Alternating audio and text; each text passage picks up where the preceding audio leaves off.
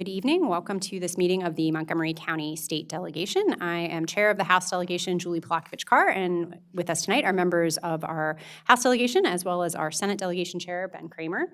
Tonight is our first night of bill hearings for bills that are particular to Montgomery County, or in some cases bi-county bills that are Montgomery County and Prince George's County. And we're going to be hearing bills that were assigned to two of our local committees tonight. And before I turn things over to our first committee chair for our normal order of business, I did just want to make some brief remarks given the news today.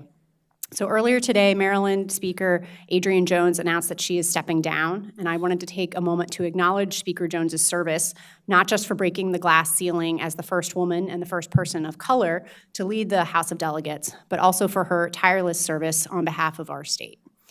Through her quiet but effective leadership, Speaker Jones unified what was frankly a divided body and led us to tackle many difficult but pressing issues. It was under her leadership that we made historic investments in public schools and set a new equitable vision for the public education of children in Maryland.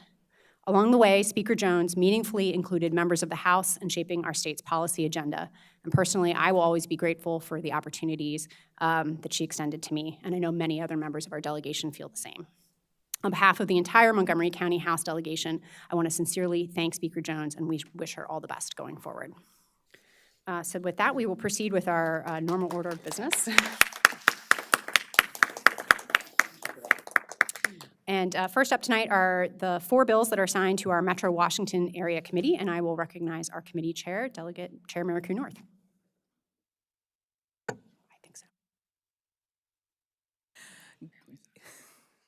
Good evening, everyone. I'm ready to proceed with the first bill. PGMC 10226 is the sponsor of that bill here. Yes, I see Mr. Harley. Good evening again. Yes. And as a bill sponsor, you have unlimited time allotted. Thank you. Good evening, Chair Polakovich, Vice Chair Shetty, caucus co-chairs Charkudian and Foley, and delegation members. My name is Keon Harley. I am the Director of the Office of Supplier Diversity and Inclusion at WSSC Water. Thank you for the opportunity to testify in support of PGMC 102-26. WSSC Water is advancing sustained and transformative change to strengthen the systems that deliver essential water and wastewater services for nearly 2 million residents every day. PGMC 102-26 is a practical part of that effort. It updates several administrative provisions in our procurement statute so we can better support the local businesses that help maintain nearly 12,000 miles of critical infrastructure. This bill provides four targeted statutory updates. First, it clarifies OSDI's statutory duties and authorizes the Commission to update the office's name through regulation in the future if needed, so its title aligns with its responsibilities. Any change would require Commission approval through a public process. Secondly, it modernizes vendor registration by allowing WSSC Water to authorize self-certification and recognize registrations from other public agencies. This reduces duplicative steps for businesses, one of the most consistent concerns raised during outreach as well as ongoing one-on-one consultations with businesses in our community. Third, it updates and clarifies OSDI's responsibilities for administering business participation programs and monitoring compliance. This does not add new duties. It simply aligns the statute with how these functions are structured today, so the framework is clear and current. Finally, the bill updates the small local business enterprise framework by authorizing the Commission to adopt local business size standards and support local, small, veteran-owned, and regional firms using the participation tools permitted in statute. As part of this work, WSSC Water intends to use a tiered local business structure through regulation. Under this approach, the smallest local firms in our user jurisdictions, which are Prince George's and Montgomery counties, would receive their strongest participation preference. Medium-sized local firms would receive a moderate preference, and larger local firms would receive the least, but still receive a preference. This ensures that smaller local firms have a meaningful pathway to compete for utility-scale work without being overshadowed by significantly larger companies. These updates respond directly to what businesses have asked for: clearer processes, less duplication, and a framework that keeps pace with the scale of work ahead.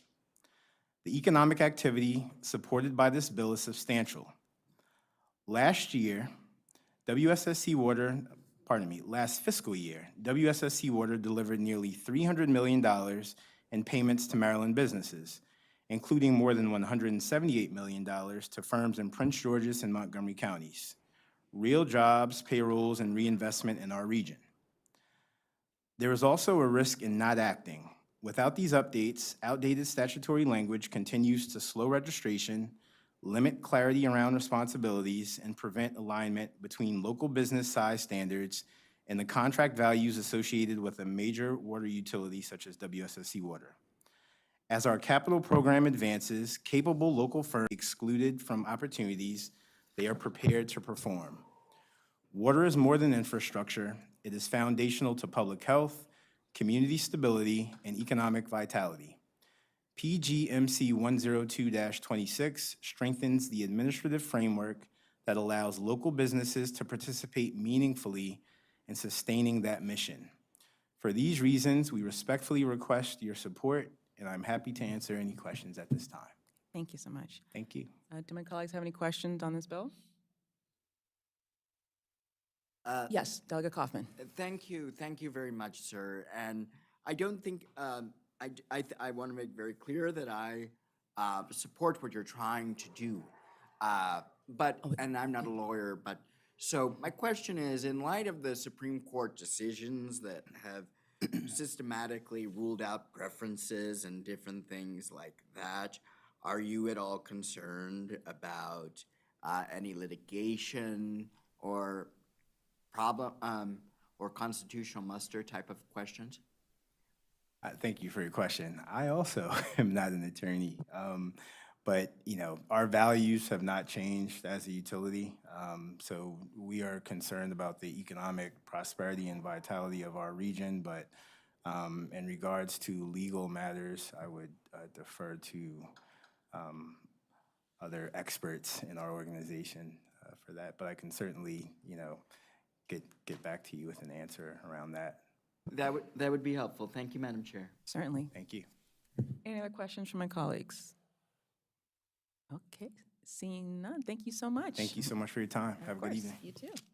And now I'm going to put off my subcommittee chair hat because the next bill is my own. So I will ask Chair Polakovich-Carr to resume responsibility for this one bill. Sure. Calling up PGMC 104-24, Delegate Miraku North has unlimited time to testify, and then you do have two members on your sponsor panel, Christian Goebel and Marcus Wilson, who are welcome to join us at the front table, but otherwise I'll turn it over to you, Delegate. Great. Thank you. Colleagues, this bill, PGMC 104-26, this is a bill that's going to bring greater clarity, fairness, and consistency to the disciplinary process at the Washington Suburban Sanitary Commission, known as WSSC, by modernizing disciplinary procedures and due process for its employees. Currently, when WSSC employers are terminated, they have a right to appeal their termination to the Office of Administrative Hearings. That is not the case with suspensions, despite the seriousness and negative consequences on the lives of the employees. Additionally, for suspensions, WSSC the steps that they have to take before imposing discipline are not exactly spelled out in statute, and there are no particular timelines. So this is going to prolong investigations, have inconsistent application of discipline, and uncertainty for these employees that are facing possible suspension. So this bill is addressing that. It's requiring WSSC to take certain steps before any disciplinary action, including investigating the alleged misconduct, meeting with the employee, considering any mitigating circumstances, and giving the employee a written notice of disciplinary action to be taken and the employee's appeal rights. And this is actually something that a lot of state government employees currently have the opportunity to exercise. This bill is also going to establish some firm timelines, which is unlike the status quo. And the bill is also going to extend to employees the right to appeal suspensions to the Office of Administrative Hearings. So this is really basically creating parity between suspensions and terminations, and ensuring that employees have access to an impartial outside review when serious disciplinary actions are taken. So I want to emphasize that we've been in conversations with WSSC. I understand they're taking no position on this bill, and we're continuing to work with them to come up with a solution that's going to work for the employees and the WSSC's operational needs. I also want to emphasize that AFSCME, Maryland Council 3, who are actually both here testified tonight, as well as the Teamsters Local 639, both unions work at WSSC. They're both in support of the bill. So I ask for your favorable support of PGMC 10426. Thank you. All right, and our other witnesses are free to proceed, and we'll take questions afterwards. Mm-hmm. I don't Yeah, think it's on now. It's green. Okay. Yep. I guess I'm good now. Okay, so forgive me for any language barriers of how to pronounce people's names here. So, good evening, Chair Kramer, and good evening, Chair Polakovich Carr, and members of the Montgomery County Delegation. My name is Marcus Wilson. I am currently a technician at WSSC, currently the AFSCME Local 2898 Executive Board Member and the former president. AFSCME Local 2898 workers perform most of the most critical work here at WSSC, where we build, operate, maintain, and repair hands-on critical work within the systems that provide the safe drinking water and reliable sewer management, reducing the environmental impact to our communities for both counties. We're here tonight asking for support of PGMC 104-26. Currently at WSSC, our disciplinary system has some flaws between lack of timeliness for disciplinary investigations and current appeals of suspensions, which can, lower morale for the employees knowing that WSSC is the judge and jury regarding that. And not having no independent body to be able to mediate any of those decisions. So this bill here, it can help solve the issues that have been arising. It establishes timeline for disciplinary investigations and enables employees to appeal suspensions to the to the Office of Administrative Hearings. These changes are important to our local 2898 members, who are the ones that actually live in our communities, who are actual ratepayers, and just who wants a fair dues process.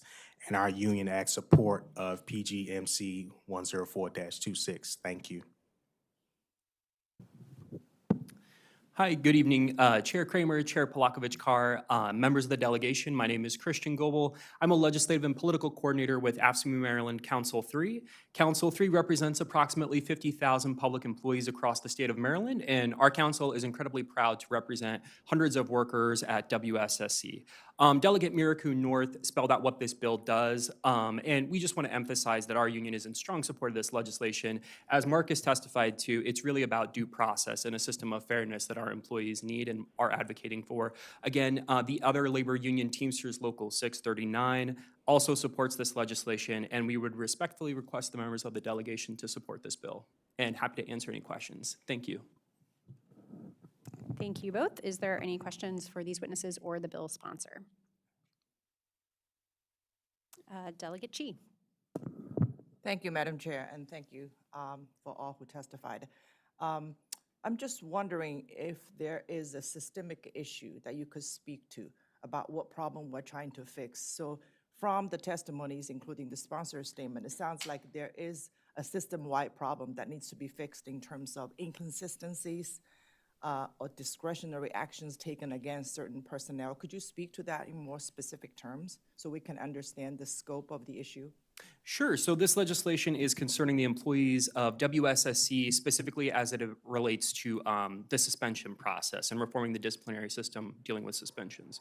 So right now, under the union's current collective bargaining agreement and the grievance procedure, when an employee is issued a suspension from management, it proceeds under their grievance procedure to step 3. Ultimately, a decision is being made by management from a decision that management already issued. There is no due process for our employees in this process.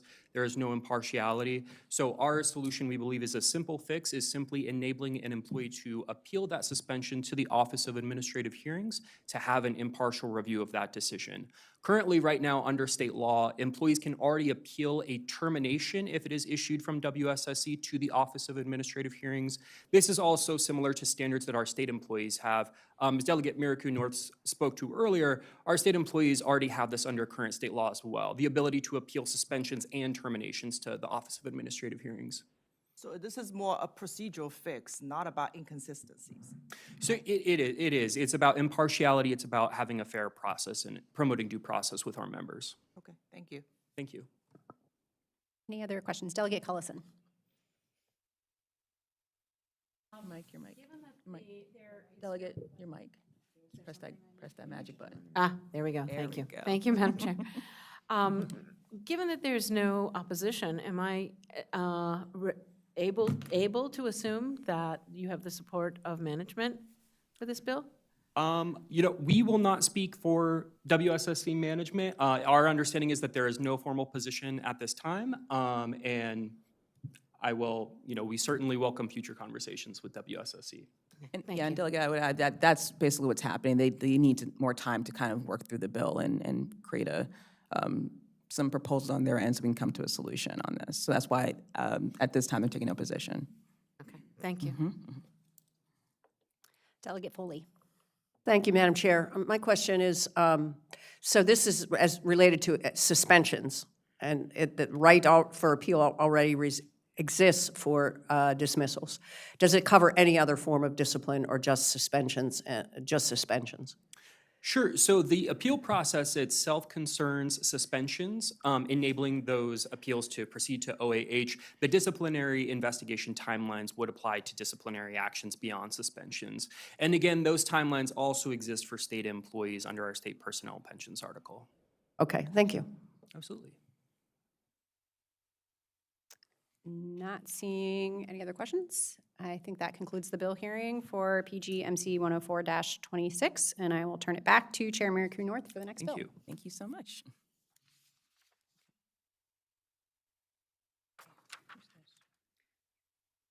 You are sure, right? Okay. So next calling PGMC 105-26 is the bill sponsor present? Or anyone from Prince George's County government? Okay, not seeing it. Okay, if I can ask Chair Plakovich-Carr to just give us a summary of the bill. Just since we do have a witness signed up for this bill, and perhaps we're going to be the same situation for the next bill, I just wanted to share that PGMC 105-26 was requested by the chair of the Prince George's County House Delegation on behalf of the Prince George's County Executive. Clearly, we do not have someone here to present on behalf of the sponsor, but the bill would change the entity within the Prince George's County government that is responsible for collecting and making publicly available the financial disclosure statements for members of and applicants to their county's planning board. With that, let's have our former colleague, Maryland House of Delegates, Al Carr, coming with testimony in support with the amendment.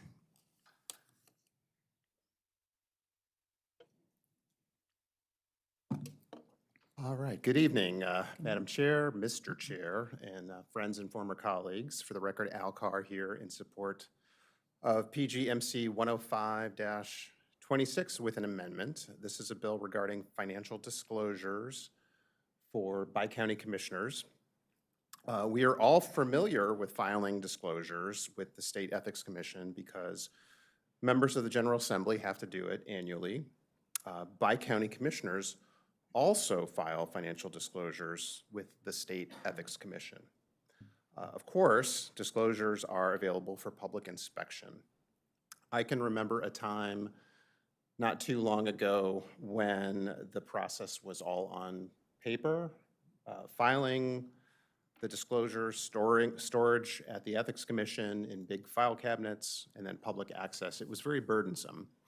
And if a member of the public wanted to inspect a disclosure, they had to drive to the Ethics Commission headquarters in Annapolis during business hours.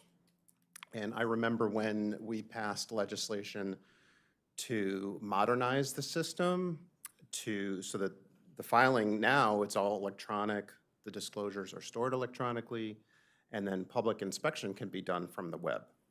But that legislation inadvertently omitted by-county commissioners. These are our planning board members, WSSC commissioners.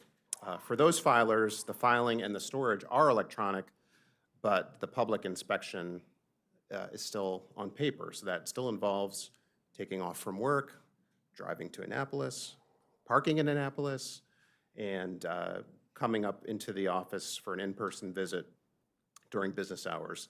So I'm asking for an amendment to close that loophole.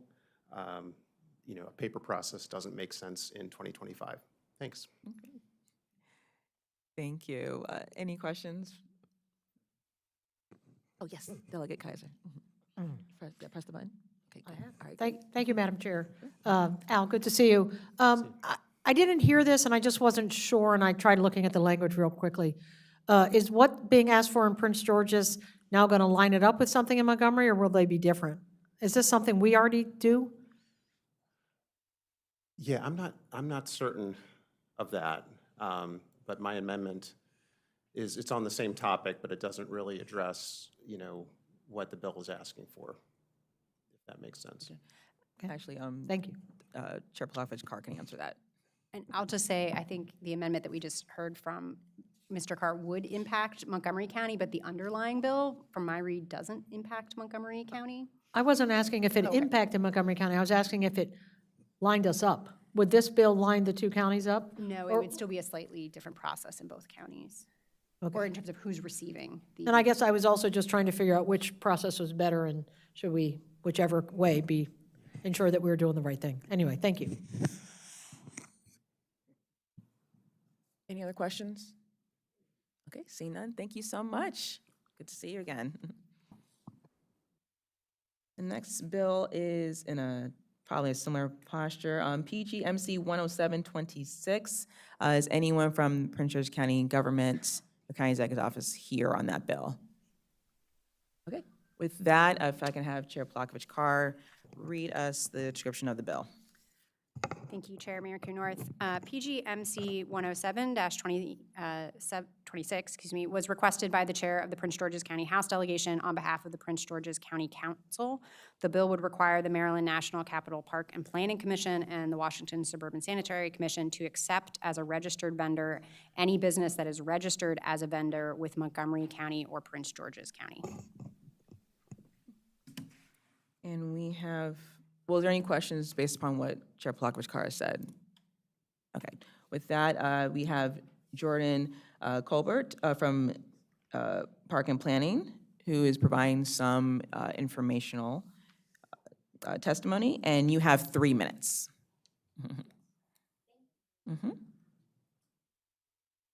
Your mic. Oh, the mic, yep. That would be helpful, right? Sure. Greetings, House Chair Polakovich-Carr and Vice Chair Emily Shetty, and also greetings to Senate Chair Senator Kramer. My name is Jordan Baucom Colbert for the record. I serve as the Senior Government Affairs Analyst for the Maryland National Capital Park and Planning Commission. I'm offering informational-only testimony on vendor registration PGMC 107-26. It is important to note that the commission has not voted on whether to take an official position on this bill yet. The language in the bills, as the sponsor stated, states that the commission and WSSC must accept as a registered vendor any person that is registered as a vendor with Montgomery and Prince George's County. But it also authorizes both agencies to enter into certain memorandums of understanding with Montgomery County and Prince George's County. Both bi-county agencies described within the bill have unique and standalone enterprise resource planning systems that are used to register vendors and maintain databases of registered suppliers that are unique to the organization itself. Under the current practice, vendors cannot do business with the commission unless they are approved and registered in our ERP system. It is unclear how or why these different systems should interact with one another while maintaining necessary IT protocols. So more clarification on this bill is necessary. We hope to meet with the bill sponsors in the next couple of weeks. We have some dates aligned, so we can get more detail on the bill soon. Thank you so much for your time. Yeah, thank you. Any questions for Ray? Okay, great. Well, thank you so much. And I think Thank that you. concludes our bills for the Washington Area Committee. Thank you so much. Thank you, Chair Mayor Kuhnworth. So next we'll turn to the Land Use, Transportation, and Public Safety Committee and recognizing Chair Spiegel. Thank you, Madam Chair, and good evening, everyone. Tonight, we have public hearings on 2 bills before the Land Use, Transportation, and Public Safety Committee. Just a note, MC 4-26 was withdrawn by the sponsor, so we will not be having bill hearings on that particular legislation. First up, we have MC 5-26, and the sponsor is Delegate Polakovich-Carr. And I will filibuster while she makes her way down to the, down to the table. And then after we hear from Delegate Polakovich-Carr, we'll call up the panel of witnesses in support. All right, thank you, Chair Spiegel. Good evening, colleagues. For the record, I'm Delegate Julie Polakovich-Carr, here to present MC 5-26, which I'm sponsoring alongside with my District 17 colleagues, Delegate Spiegel and Delegate Vogel. This bill would allow the cities of Rockville and Gaithersburg to use automated enforcement cameras at stop signs in school zones. The bill simply gives these 2 municipalities the ability to participate in an existing pilot program that we authorized for Prince George's County and its municipalities in the 2024 session, and that we expanded this last session to include Tacoma Park and parts of the city of Baltimore. The pilot program allows these jurisdictions to place cameras in school zones to ticket drivers who don't stop at a stop sign. The ticket is capped at $40 and cannot include points. Fundamentally, this bill is about public safety. Pedestrian safety, excuse me. Some of our most vulnerable pedestrians walk in school zones. For instance, nearly 40% of MCPS elementary school students are in the walk zone for their school, which means that they are not eligible for school bus service. So many of these students and their families are walking to and from school each day, my family included. And this bill isn't just about protecting students. Unfortunately, in my district, there were 2 residents who were tragically killed in 2022 while walking to vote at Fields Road Elementary School. They were in a crosswalk at an intersection near the school when they were struck and killed by a driver. Fortunately, the initial data on the efficacy of these cameras is very promising, with several municipalities in Prince George's County reporting significant declines in violations since the deployment of cameras earlier this year. Both Rockville and Gaithersburg are in full support of the bill. You will note they are not signed up tonight because I actually asked them not to come. They do have written testimony on the record, but I thought we'd save some time this evening and instead just refer you to the written testimony in support of the bill. And colleagues, if this bill sounds familiar, especially for my House colleagues, I'll just remind you that last session we unanimously in our delegation passed a countywide version of the bill that Delegate Charkoudian had sponsored that ultimately was amended down to just include Tacoma Park. So in conclusion, I think this is a simple but potentially effective way to further our state's commitment to roadway safety. And I want to thank my colleagues for your shared commitment and actions to promote Vision Zero and ask that we take further action this session by expanding the stop sign camera pilot program to include Rockville and Gaithersburg. Thank you. Thank you, Delegate. Before we bring up the panel of supporting witnesses, any questions for the sponsor? All right, seeing none, we will call up the panel, which includes Dan Reed, John Sang, John Becker, Mindy Baden, and Seth Grimes.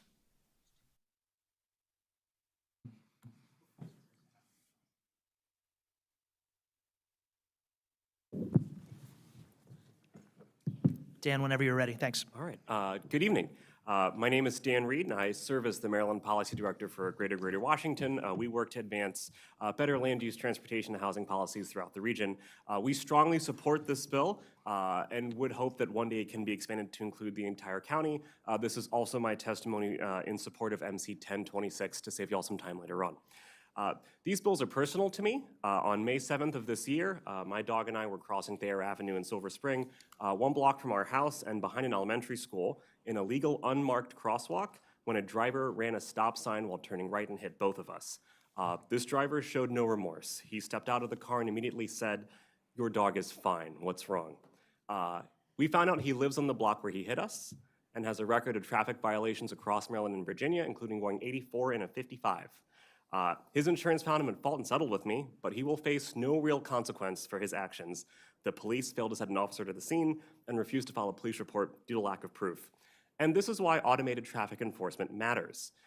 Michael Paler, the division chief for traffic engineering and operations at MCDOT, was recently quoted in Bethesda Today as saying that many drivers are desensitized to stop signs and disrespectful. This is why DOT has repeatedly rejected my neighborhood's requests for stop signs at intersections where a driver hit me and my dog, or where another driver hit an 11-year-old boy in a crosswalk earlier this year. Instead of refusing to install basic safety infrastructure, we need to start holding drivers accountable for obeying the law. As Chair Polakovich-Carr noted, in just 2 months after Prince George's County began its stop sign camera pilot, the town of Colmar Manor found a 38% decrease in stop sign violations, and the town of Morningside saw violations fall by half. When that driver ran into me and my dog, I incurred over $1,700 in doctor and vet fees. My dog has scars that will never heal, and that's to say nothing of the anguish of reliving that moment every day when we cross the street. And frankly, we were lucky, right? I don't want anyone else to experience that, and for that reason, we ask for you all to give this bill a favorable report. Thank you. Thank you, Dan. And even though you're offering that for 2 bills, I appreciate that you still kept it to 2 minutes and didn't try to argue that you get 4 minutes, which reminded me to remind the panel that everyone gets 2 minutes. And with that, we'll move on to John Sang. Good to see you. First of all, thanks a lot, Dan, for lowering the bar for me. So with the time, well, I'll save time by not repeating that. So Chair Polakovich-Carr, Chair Kramer, members of the delegation, thank you. I'm here to urge a strong favorable report for MC 526, stop sign monitoring pilot for Gaithersburg, Rockville. I'm going to even depart from my script just to come in under time, but really go to, I think, pulling from inspired by what Dan has shared. We're working, dealing and combating a world of bullying, convenience, time pressures, disregard for law, what a stop sign means, what a 100-year-old stop sign actually means, thrills and vanity on one side versus lives on the other side. And I hope that we can count on our elected officials here at the state to take the right side. I think we can.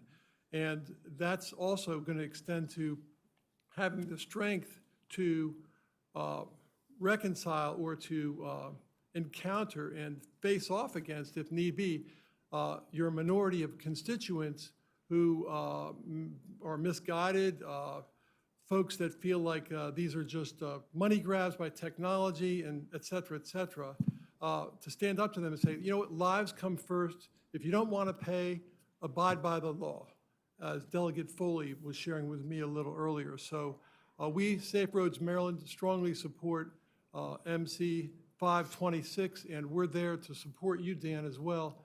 Send me the information about where you can't get those signs, and we will get those signs put in. So I will work with you on that. We've been successful in a lot of things in that regard. So anyway, thank you. I cede my time back to the panel. So. Thank you very much. Up next, we have John Becker.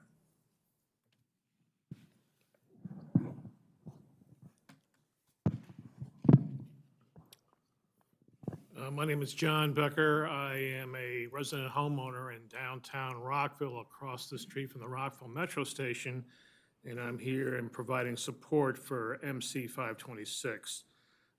It's needed. I live near Richard Montgomery High School. There are stop signs in that area, not only for students, but also, as Chair Polakovich-Carr mentioned, there are events that take place beyond the school hours or outside of school hours.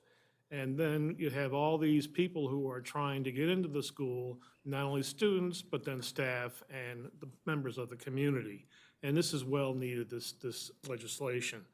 I would also like to state that this kind of effort that's being done by this committee And what's going on in the House of Delegates and the Senate is a change in the, I guess, status of safety on our roads and our streets, our sidewalks, bicyclists, people who are handicapped, et cetera. And we look forward to supporting you on this. And I want to thank the chairs, Polakovich, Carr, and Kramer, as well as all of you here tonight. And also Delegate Spiegel, we're looking forward to working with you and supporting this bill as it moves forward. Thank you very much. Thank you. Up next, we have Mindy Baden.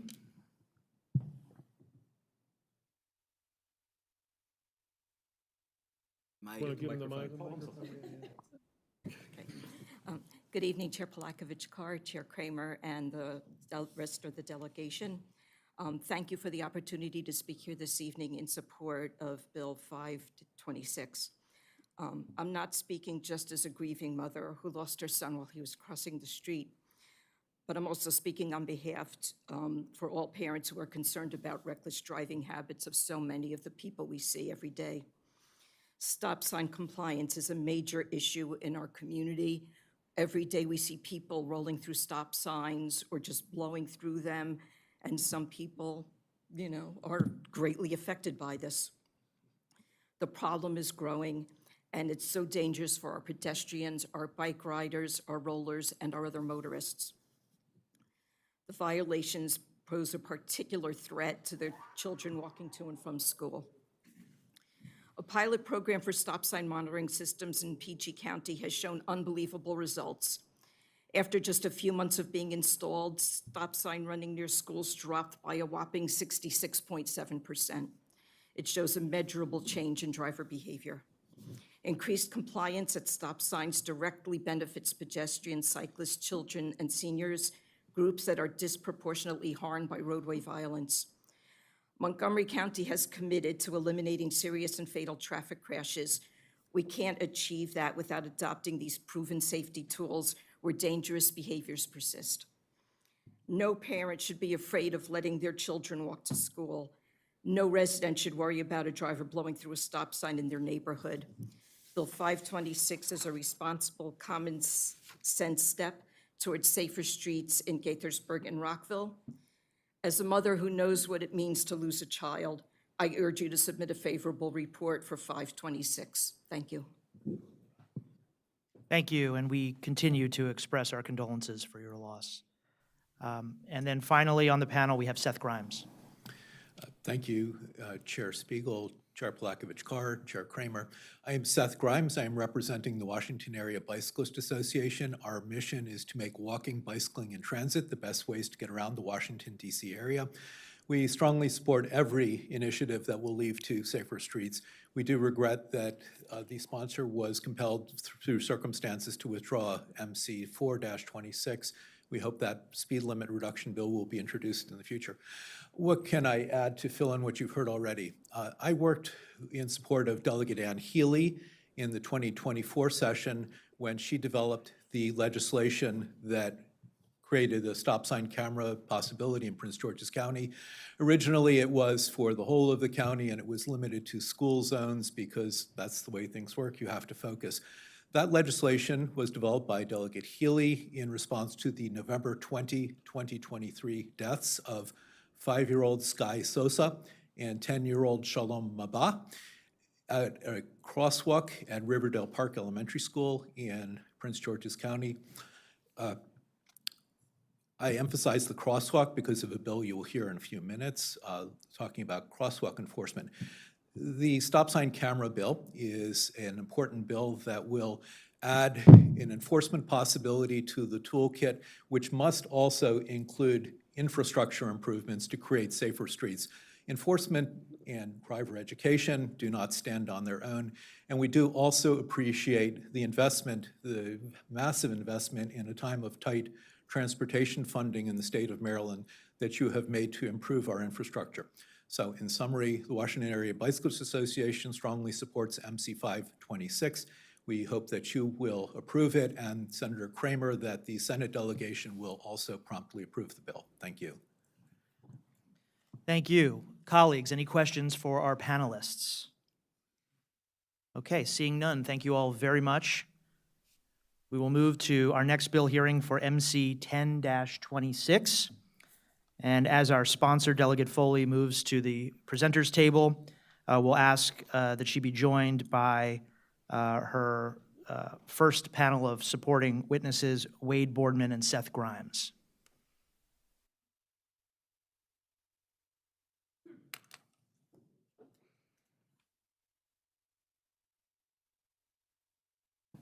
Whenever you're ready, Delegate. Thank you. Thank you. Good evening, everyone, colleagues, and Chair Spiegel, Chair Polakovich-Carr, Chair Kramer. Thank you for entertaining this bill. This bill is MC 10-26, Crosswalk Monitoring Systems Authorization. So what does this bill do? Well, you've heard a lot about the stop sign cameras. This bill is similar, except this bill would allow Montgomery County, upon council approval, to install crosswalk automated monitoring systems in school zones in the county. This would be on the same basis as the deployment of the stop sign automated monitoring and the red light automated monitoring systems. The fine is $40, just like it is for the other ones, no points on your license. I want to emphasize that with this technology, because it is slightly different, because we are looking at whether or not there are pedestrians in the crosswalk or on the sidewalk. I want to emphasize that the pedestrians are not able, you're not able to see the pedestrians. They're totally pixelated. You can't tell anything about the pedestrians other than there's this fuzzy figure there. It only captures the license plate of the car. It also exempts actions authorized by a police officer or a crossing guard. So if a crossing guard says, you know, come on, and there's somebody waiting at the sidewalk, it wouldn't kick in. So why is it needed? Several people are going to testify tonight and make very compelling cases about why it's needed, but I did want to touch on that a little bit. In Maryland, 134 pedestrian fatalities occurred in 2022 and 157 in 2023. That's a 20% increase over 1 year. In 2024, crashes involving pedestrians in Maryland accounted for roughly 1/4 of all traffic deaths in the state. And in Montgomery County, we had 14 pedestrian deaths in 2023 and 15 in 2024. Crosswalks near school zones are really important to make sure that they're observed, because if we don't have safe crosswalks, just like if we don't have safe intersections, children and parents are discouraged from walking to school, which we want to encourage as a mode of transportation. So just to also emphasize, 4 people were killed in Montgomery County while crossing in a crosswalk in 2022, and 3 fatalities occurred in 2023. I also want to point out that mid-block crosswalks are particularly dangerous, and again, particularly in school zones. Let me also remind you what the law is. The law says that when a driver fails to come to a complete stop and yield the right-of-way to a pedestrian who is entering, attempting to enter, or already in a marked crosswalk, is in violation of the law. And pedestrians, therefore, believe that crosswalks protect them, but drivers often, as we know, ignore the law. And then just one other point that I want to make, which I know my friend from Avio will make here, is that Avio ran a pilot project with this technology, looking at 7 crosswalks in Bethesda, Germantown, and Clarksburg in 2 to 4 hour increments. And they observed 376 pedestrians approaching, waiting, or crossing at these particular crosswalks. And this is astounding, 615 vehicles failed to stop for those pedestrians. So you had more vehicles that failed to stop, almost 2 to 1, right? More vehicles that failed to stop than pedestrians that were trying to use the crosswalk. So it's clear that we need some sort of enforcement of our laws here, and it's clear, I think, that we need delegation support for this bill. I urge a favorable report I think we need this technology in Montgomery County, particularly in our school zones, in order to make Vision Zero a reality. Thank you. Thank you, Delegate. We'll take testimony from Mr. Boardman, followed by Mr. Grimes, 2 minutes each, and then we'll have questions for the whole panel. Thank you. I just wanted to take this first moment as an opportunity to thank all of you for having me, but also for doing such great work to make not only our towns or our counties, but Maryland as a whole more safer. These bills really do make a difference. I'll start by kind of introducing myself. My name is Wade Borman. I work with Avio as the Regional Program Director. What that means is I spend 8 to 10 hours a day at intersections, on the roads, looking at crosswalks. I was actually personally involved in all 60+ cameras that have gone into PG County and Tacoma Park so far. I've been personally involved in over probably 200 trials and pilots across Maryland and other states in my time at Avio, and this isn't an isolated thing. The amount of close calls, near crashes, and just absurd, egregious driving I see on a daily basis would probably blow your mind. It's staggering. I think people just have a blatant disregard for safe driving and any kind of signals or signs anymore. Our technology, as you heard, was deployed in Montgomery County, and one location alone had 395 vehicles not yield to pedestrians. And I know a lot of people get upset about the privacy concerns or the money grab. Privacy concerns aren't an issue because everything is blurred, as you heard. Our technology is cutting edge, and we're able to do anything you guys see fit as far as privacy is concerned. And we don't share information. Information doesn't even leave the device unless it's a violation. And on top of that, it's really easy to not have to pay a fine if you just follow the rules. Thank you. There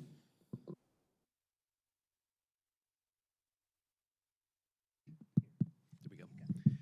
Thank you. Is that working? Yes. Again, I am Seth Grimes with the Washington Area Bicyclist Association in support of MC 10-26.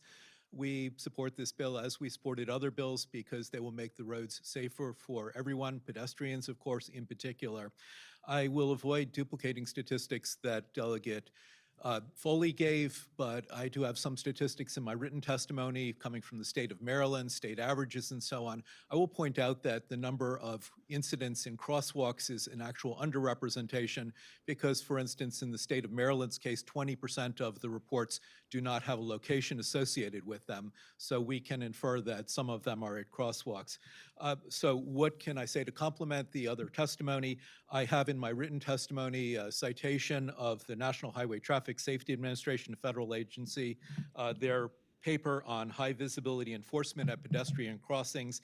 It gives actual experience in crosswalk enforcement from the state of North Carolina, a program called North Carolina Watch for Me NC, an education and enforcement program. Education is something that is necessary to complement the enforcement that we're doing here. Finding, for instance, quoting a crash-based analysis found a statistically significant 12.8% reduction in pedestrian crashes, along with a 21.7% reduction in nighttime crashes and so on. You can read my testimony. We also have from the NHTSA page material from Gainesville, Florida that found that 4 of 6 enforcement sites observed significant increases in yielding at the end of a test period. The 5th had a positive trend, and the one that didn't have an increase was already a high enforcement location. So the evidence is there at the federal level as well as at the county and state level. I will add another factor, which is that automated enforcement does not suffer the gross racial inequity that personal enforcement by police officers had, as found by the Montgomery County Office of Legislative Oversight. So WABA endorses MC 10-26 and asks you to approve it. Thank you. Colleagues, are there any questions for the sponsors panel? Yes, Delegate Shetty. Thank you, Mr. Chair. Thank you, Delegate Foley, for bringing this bill, and to Chair Polakovich-Carr for the prior one. I am a big believer in us utilizing as much technology as we can for a couple of reasons. One is to extend the already taxed, limited resourced police efforts to enforce traffic and safety regulations, while at the same time, with the overarching policy goal of trying to ensure the safety of all pedestrians. District 18 is no stranger to these challenges. In fact, I think in some of our more recent tragedies have been in our district on state roads, including one in front of my home. And it was at a crosswalk. And so I'm really grateful for this effort. My question, sorry for the long prologue, is whether Avio is the only company that provides these services. And then I have I think that's my main question. As far as I know, there are other companies working on technology, but we are ahead of the game as far as I know. But Gotcha. not Thank to say you. I know it all. Yeah, and I also just want to point out, I really appreciate the understanding on the privacy issues. I tend to be a bit of a libertarian when it comes to some of those issues myself, and so I appreciate understanding how your technology works by pixelating. Madam Delegate, it was very helpful to understand that in your opening testimony. I do think that we've come a long way in terms of like technology being able to do all of that, so thank you for sharing. My last question is, and I apologize, I haven't had a chance to look at the language of the bill. Does this require still like an officer to review the footage and sign off the same way as like our current stoplight camera program that works? And stoplight and speed? The tickets that would be issued would be after officer review? I think the answer is yes. It is the same, I know we did Section some of work law. on this Yeah. at one point, right? It is the same as the speeding violation. So it's the same process in terms of the review Yeah. and the appeal and everything else. Thank you, I appreciate it, thank you. Thank you, Vice Chair Shetty. We have a question from Chair Palakovich-Carr. Thank you, Mr. Chair. Thank you, Delegate Foley, for this bill. I'm going to ask kind of a parochial question with having two municipalities in my district. So is the intention with the bill that both Montgomery County and any municipality in the county could have the authority to issue cameras? Or is the thought just the county would have a camera program? Madam Chair, this bill just allows the county to do it. And the reason is it's in school zones, and I think that's part of it. As the sponsor of the bill, I wouldn't object if we expanded it. There is also a provision to do it on state roads in the sense that state roads might be encompassed in school zones. But the bill, the way it's written now, it's just approval by the county. Okay. I would say I think there might be some municipalities that would have interest in participating potentially in a pilot programs, but we can talk about that Yeah, offline. as I say, I have no objection to broadening this bill, so I would be in favor of that as a sponsor. Okay, thank you. We have a question from Delegate American North. Thank you, Mr. Chair. This question is primarily for, am I saying the company name right? Avio? Avio, okay. I feel like I remember hearing more about your organization, I think a year or two ago. So I'm going based upon my recollection and what you guys said tonight. There's the pilot program you referenced, or in the past, have they been only in residential communities where there is no state road, or have they included areas that have state roads in them? So we'll run the trials on state roads, but we haven't actually installed, we've only done stop sign cameras so far since there aren't any crosswalk legislation, but we haven't installed on state roads any of the actual cameras to do ticketing, but we have done trials and pilots on state roads. Does that answer your question? Yeah, so I guess I'm trying to figure out, is there any data to show like any results of this program on state roads? For instance, I represent District 14, which includes Olney and part of Silver Spring, and 108, 29, it's 198, constant complaints about traffic issues. Those are state roads. And so I'm just trying to figure out if there's data out there to support what you're doing, so I can go back to the constituent and say, hey, look, there's a program out there that could help because it's been done on state road. That makes sense. It does look like we have one in Germantown that was on Maryland 355. Okay. That one had a 99.3 failure to yield rate. 141 vehicles did not yield. Oh, River Road here is also at Bethesda, that one. So we do have some. That one was 100% of people didn't stop. Didn't stop, okay, okay. So yes, ma'am. And one follow-up question, just to clarify, and this actually, I'm sorry, this is for Delegate Foley. With the bill, I see there's the talk of citation, but I'm not seeing an amount. Is there a fine, like a monetary fine with the citation, or am I missing Yeah, something? no, there is Okay. delegate, yes, Okay. there is a fine, and it's buried in the bill. Okay, It's I in was the bill. looking, I did the It's, search engine and everything. It's $40, Okay, thank you so much, that's all, thank you. and no points on the license. And of course, no problem, okay, thank you, Mr. Chair. Delegate Solomon. Thank you, Mr. Chair, and thank you, Delegate Foley, for bringing this bill. I want to echo the comments of Delegate Shetty. We've had some really horrible situations in our district, so I really appreciate you bringing the bill and bringing this idea forward. I guess the first question that popped into my head was, in some respects, I feel like this system, to a certain degree, lets poor road design off the hook. It lets the state and the county to a certain extent. Our experience is more, I think, with state roads that are really poorly designed, but I'll use University Boulevard as an example. We've had some really terrible instances there, but also the road is just really atrociously designed, right? And, a lot of the state highways that we have are set up in a way that if you're, in the far right lane on one side of a 3 or 4 lane road going in both directions, right? And then 3 lanes or 6 lanes over on the other side on the left lane, there's a pedestrian that's starting. You're putting, we've had this issue with school bus cameras, right? You're putting a driver in an impossible situation that they can't see. Even if you are the most observant driver, you can't see somebody crossing essentially 6 lanes away from you.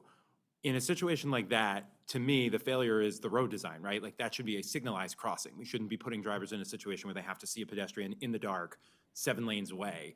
How have you all in the pilot program, have you seen situations where, to me, this is like much more, I understand the purpose on a 2 or 3 lane road or 4 lane road where you can very clearly see. How have you all handled that situation? This is a great question. So the way our technology works is you can actually, once the police department has it at their disposal, they can make it what they want. For example, in the stop sign cameras, they can change where the box is that someone needs to stop. Okay. So we've actually had intersections change after our technology was involved to make it more efficient and effective. We've moved crosswalks to make them safer. We've moved stop signs to make it more effective so people aren't getting ticketed for things they shouldn't be ticketed for because it's still safe. And that's what it's all about, right? The safety. So what we would do is we would have, if you think of it like a box, and if you find that okay, there's no way anybody can see somebody 7 lanes over, we can work with the police department or the legislative branch to kind of define and redefine until it is actually working. And if we realize, hey, this intersection needs work, we're absolutely for that because it's about the safety. Right. Well, you actually you took my next question as to Delegate Foley, but I guess my question was going to be, first of all, on sort of your point there, because this is enabling legislation, would we have to put something in there about the design, or would that be up to the county in their ultimate role of choosing to move forward with this? And then the sort of piggyback on that is, would you be open to putting something in there that says, for crosswalks where clearly there are repeated multiple violations, to me, it's different than redesigning an entire road. If you have speeding, the speed camera is a much cheaper alternative. Connecticut Avenue is a perfect example. Redesigning that road would cost $1 billion.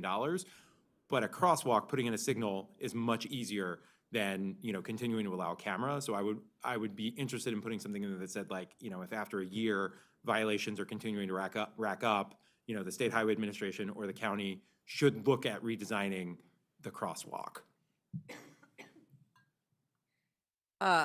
Thank you, Delegate, for that question. And that's a really good point. I'm not opposed to that as the sponsor of the bill, if you wanted to put language in. I think maybe we need to consult with the county, though, to make sure that we don't create a barrier to actually implementing this legislation. That would be my only concern about that. So as long as the county council is willing to work on that, then I get your point, and I think that that's a really good point. I also think that, and I don't know this, and I might be wrong about this, but I'm not sure. I'm not sure how many 6 or 7 lanes There are around school zones, that's all I'm saying. I mean, we're not talking about, we're just talking about school zones. You'd be surprised. I mean, Yeah. even I might be, yeah. Even here, Einstein technically falls within the watershed of Veers Mill, and so we've been having So those it- yeah, conversations so with the maybe State I'm Highway just- yeah. Administration. Maybe I'm coming from a District 15 No, no, no. perspective, But where I we have rural appreciate roads, so. appreciate your willingness to work on this, and Yeah, again, but I'm appreciate you willing bringing to, this I'm bill. willing to entertain. I think that's a good point. Thank you. Thank you. Any other questions, colleagues? Okay, seeing none, thank you. We will bring up our second panel. We have David Ansbacher from Montgomery Planning, and because he represents an agency, he'll get 3 minutes. And we have Mindy Baden, John Sang, John Becker, and Dan Reed, if you'd like to offer additional testimony. If not, we have your testimony from the prior bill hearing. Thank you.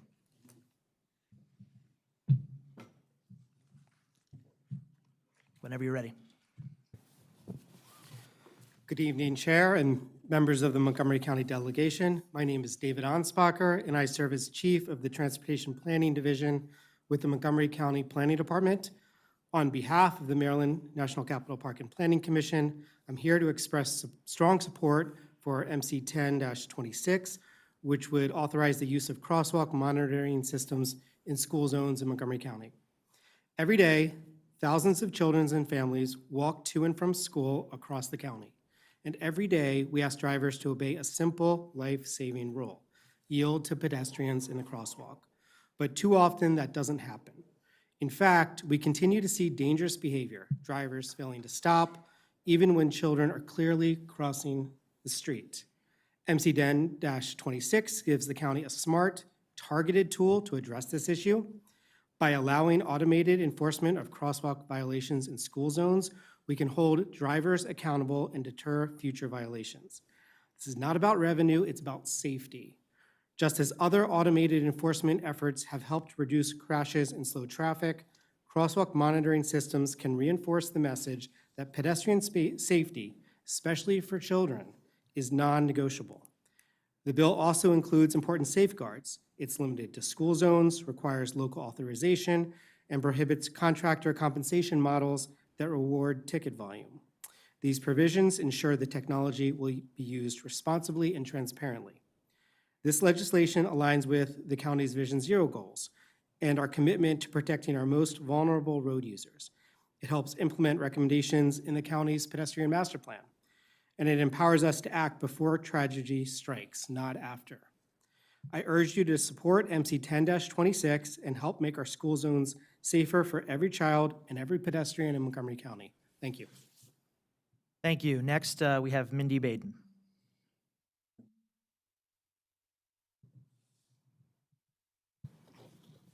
Hello again. Thank you for the opportunity to speak about Bill 1026. Again, I'm not speaking just as a grieving mom, but also on behalf of all parents who are worried about their children using the streets. I'm actually departing from the speech I made.